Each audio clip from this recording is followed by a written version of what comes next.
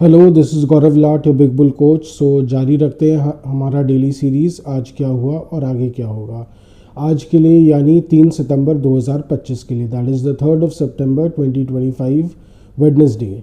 सो आज क्या हुआ? आज बाज़ार बढ़ के बंद हुआ।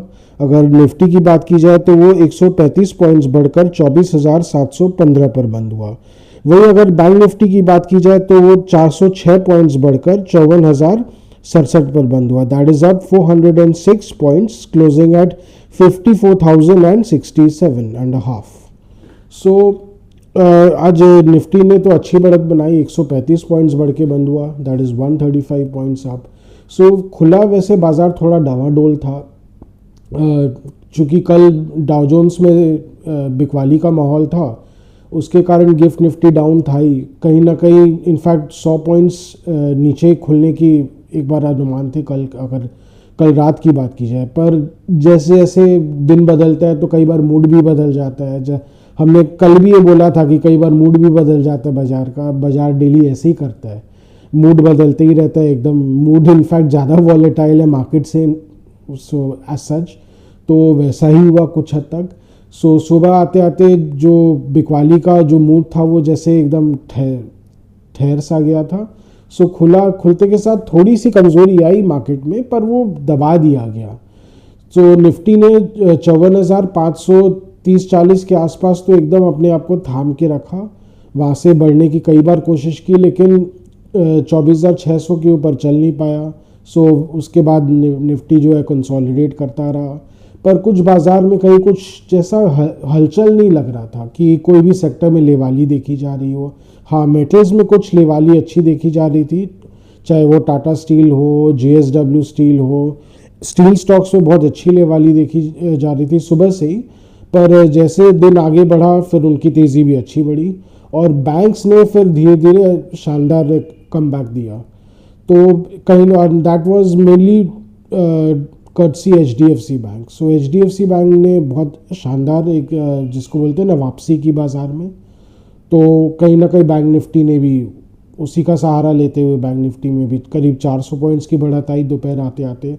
और उसी के बल पे जो निफ्टी में धीरे धीरे जो बढ़त आई, तो निफ्टी जो 24,650 के ऊपर धीरे धीरे चला, तो 24,700 के ऊपर ही जाके बंद हुआ। सो कहीं ना कहीं जो एकदम लीप्स एंड बाउंड्स जो एक लेवाली आई, वो एक मिनी रैली में कन्वर्ट हुआ।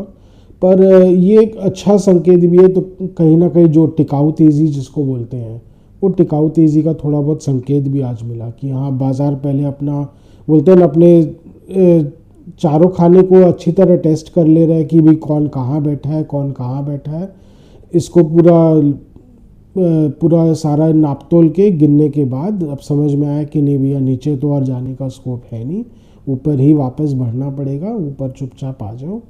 और गिवन दैट इंस्टीट्यूशनल बाइंग है बाज़ार में आज, अब देख रहे आपने कि आज फिर से DIS ने करीब 24,000 करोड़ की लेवाली की है। FI सेलिंग चल रहा है ठीक ठाक, वही 1,600 करोड़ का FI का सेलिंग है। उनको तो बस बेचना है, तो बस थोड़ा थोड़ा बेचे जा रहे हैं। अगर ये स्थिति यथास्थिति बनी रहती है कल से जो चल रही है, तो ये बाज़ार के लिए ऐसे अच्छा है कि हाँ, DIS भी चुपचाप ले रहे हैं, FIs भी एकदम थोड़ा थोड़ा गुपचुप बेच रहे हैं, क्योंकि उनको तो बेचना ही है। भारत तो क्योंकि इतना एक्सपेंसिव है वैल्यूएशन के पर्सपेक्टिव से, तो उनको तो लेना ही नहीं है, तो अपना थोड़ा थोड़ा करके बेचते रहते हैं। DIS को तो लेना ही है, वो तो भाई राष्ट्रवादी है, राष्ट्र ड्यूटी कर रहे हैं अपना माल ले लेके, तो वो भी एक फैक्टर है। सो कहीं ना कहीं ऐसे ये स्थिति में तो अभी बाज़ार निफ्टी के पॉइंट ऑफ व्यू से टेक्निकली अच्छा है। तो उस पॉइंट ऑफ व्यू से 24,900 के टारगेट बनते हैं, कि गिवन दैट अभी जो ओवरऑल ट्रेंड शिफ्ट है वो बुल्स के ही फेवर में है। हालांकि एक बार बेज ने अपने आप को, जैसा कि हमने कहा, अपने आप को रीअसर्ट करने की कोशिश की, पर वो सफल नहीं हो पाए। सो अभी फ़िलहाल के लिए ऐसा ही लग रहा है। और हाँ, जो आज ब्रेकआउट आया है स्टील स्टॉक्स में, ये ब्रेकआउट लग रहा है ये आगे भी टिकनी चाहिए। अगर आप टाटा स्टील की बात करें तो वो 160 के लेवल्स के ऊपर जनरली आगे बढ़ना नहीं दिखाता था, पर कहीं ना कहीं आज 167 रुपये के लेवल्स पे टाटा स्टील आज बंद हुआ है, which is a very good sign technically. तो अगर ये टिकता है तो कहीं ना कहीं ये स्टॉक और अच्छा कर सकता है। हाँ, जस्ट डिस्क्लोजर, स्टैंडर्ड डिस्क्लोजर, ये मैं और मेरी फैमिली हम लोग होल्ड करते हैं ये stock just as an investment. So हमारा कोई ट्रेडिंग इसमें कोई इंटरेस्ट नहीं है, इसमें जस्ट एक as a family investment interest है। बट चूँकि ये स्टॉक अभी टेक्निकल स्ट्रेंथ दिखा रहा है, तो हमारा बनता था कुछ आपको उसमें इंफॉर्मेशन देना, क्योंकि ये स्टॉक जो है ये लगातार ये इसी रीजन के आसपास से घूमता आया है। सो ये एक बहुत ये स्टील स्टॉक्स में अगर जो रेगुलरली निवेश करते हैं या शॉर्ट टर्म कोई इसमें करते हैं तो वो वॉच आउट करें। और उसके अलावा आईटी शेयर्स में आज थोड़ी मंदी थी। आईटी शेयर्स में आज बता दूं क्यों मंदी थी, क्यों कहीं ना कहीं वो पीटर नवारो के कमेंट्स के कारण है। अब उनका मोदी को गाली दे दे के अब मन नहीं भरा है, तो अब वो इस पे आ गए हैं, वो आईटी आउटसोर्सिंग को टारगेट करने लग गए हैं। तो अमेरिका में जो ये जो मागा लॉबी है, ये कहीं ना कहीं इंडिया से बहुत ज़्यादा ही छिड़ा हुआ दिख रहा है। चाइना की तो कुछ उखाड़ नहीं पाई इन्होंने, तो अब इन लोग देख रहे हैं कि इंडिया सॉफ्ट टारगेट है, इंडिया को बार बार टारगेट करो। पर अगर इसको टारगेट किया जाता है तो मुझे लग रहा है कि फिर इंडिया के पास कुछ चारा ही नहीं बचेगा टू रिटेलिएट, बिकॉज अब ये सर्विसेज को भी टारगेट करने वाली बात हो जाएगी। अभी तक तो उन्होंने उनका यही कंप्लेन रहा है कि इंडिया खाली गुड्स कुछ इंपोर्ट करता नहीं है, एकदम वन साइडेड ट्रेड है। पर अमेरिका, चूंकि बहुत लोग अगर समझते होंगे कि अमेरिका गुड्स एक्सपोर्टिंग देश है ही नहीं, अमेरिका तो सर्विस ओरिएंटेड देश है और सर्विसेज भी एक्सपोर्ट करता है। तो अगर नेट नेट देखा जाए तो अमेरिका इनफैक्ट इतने तरह के सर्विसेज भारत को एक्सपोर्ट करता है। अमेरिकन कंपनीज यहाँ से इतने रेवेन्यूज़ कमा के ले जाती है बाहर। सो कहीं ना कहीं अगर उसको नेट नेट देखा जाए, नेट ऑफ किया जाए, तो अमेरिका भारत से करीब नेट बेसिस पे $3 बिलियन साल का कमाता है। ये 2024 के फिगर्स हैं जो एक फॉर्मर इंडियन एम्बेसडर ने खुद पोस्ट किया अपने एक्स के अकाउंट में, in which he has shown that इन नेट एक रिपोर्ट के मुताबिक, कई रिपोर्ट्स को अगर उन्होंने ये कंबाइन किया है तो उसके हिसाब से नेट $3 बिलियन अमेरिका को फ़ायदा होता है भारत के ट्रेड से। तो the net trade is in fact in favour of United states, not India. पर वही चीज़ है, ये सब गोरों को तो कहाँ समझ में आती है, उनको तो बस एजेंडा चलाना है।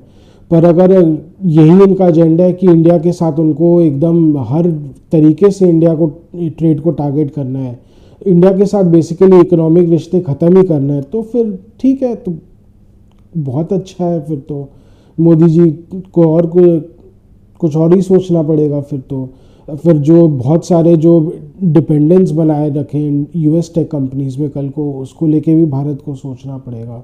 हाँ, ये सोचना पड़ेगा तो फिर बहुत बड़ी अपॉर्चुनिटी भी खड़ी होगी इंडियन आईटी फर्म्स के लिए, because then they will be bound to create the next Google और नेक्स्ट माइक्रोसॉफ्ट और समथिंग लाइक दैट। सो यही है मोटा मोटी आज का लेखा जोखा। सो टेक्निकली तो अभी फ़िलहाल बाज़ार ठीक ही लग रहा है, पर चूँकि आप जानते ही जियोपॉलिटिकल प्रॉब्लम्स चलते ही रहते हैं, वो तो ख़त्म होने का नाम ही नहीं लेते हैं। और उसके अलावा यूएस मार्केट वॉलेटिलिटी कुछ ना कुछ हावी रहती है। हालांकि यूएस मार्केट अभी तो डाउन है, पर उसका गिफ्ट निफ्टी पर कुछ खासा असर नहीं देखने को मिल रहा है। कोई मेजर कुछ उथल पुथल होगा तो डेफिनेटली इंडियन मार्केट उसको फैक्टर इन करेगा ही करेगा, पर फिलहाल ऐसा कुछ लग नहीं रहा है। सो फिलहाल के लिए आज का डेली व्लॉग यहीं तक रखते हैं। आशा कर रहे हैं कि आपको हमारी डेली व्लॉग्स अच्छी लगे। Any stock specific views or queries required by you, please do post or comment on our videos. We are always open for interaction and ready to help you in any way possible. Do share, do click on the bell icon for regular update on our videos. It really आपको regular update मिलने से आपको भी track रहेगा कब हमारे videos आते हैं। नॉर्मली थोड़े रात को ही आते हैं, और उसके अलावा कोई सप्लीमेंट्री वीडियोस अगर आए तो ऑफ कोर्स उसकी भी अलर्ट्स मिल जाएंगी आपको। And do write to us, do comment on our videos, it really helps us improve our content.